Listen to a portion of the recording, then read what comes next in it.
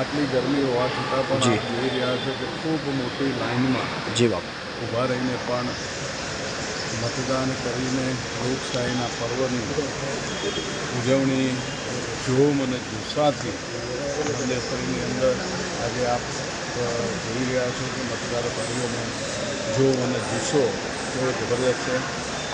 આ ગરમીની અંદર આટલો જોમ જુસ્સો બતાડીને પણ મતદારો ઊભા છે એટલે તમામ મતદાર ભાઈઓનો હૃદયથી ખૂબ ખૂબ આભાર માનું છું.